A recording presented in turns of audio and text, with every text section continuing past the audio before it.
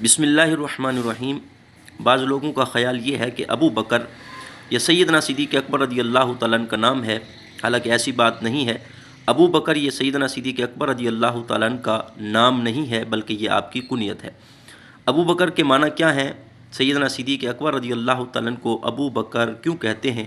علماء نے اس میں متعدد اقوال ذکر کیے ہیں، میں ان میں سے دو آپ کے سامنے پیش کر رہا ہوں۔ اس میں پہلا قول یہ ہے کہ عربی کے اندر ابو کا معنی ہے والا اور بکر کا معنی ہے اولیت۔ ابو بکر کا معنی بنے گا اولیت والا۔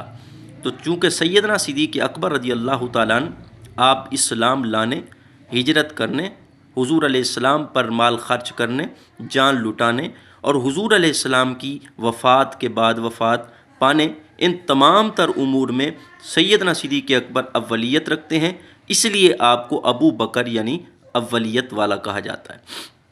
دوسرا اس میں قول وہ بھی بڑا کمال ہے کہ ابو کا معنی ہے باپ اور بکر کا معنی ہے صبح۔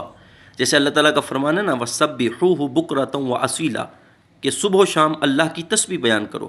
تو یہاں پر بکرا جو ہے اس کا معنی ہے صبح، تو بکر کا معنی ہے صبح اور ابو کا معنی ہے باپ۔ ابو بکر کا معنی بنے گا صبح کا باپ۔ تو اب ابو بکر کو ابو بکر کیوں کہتے ہیں؟ جس طرح دن کا آغاز صبح سے ہوتا ہے، اسی طرح اسلام کا جو آغاز ہے وہ سیدنا صدیق اکبر رضی اللہ تعالیٰ عنہ سے ہوا، اس لیے آپ کو ابو بکر کہا جاتا ہے۔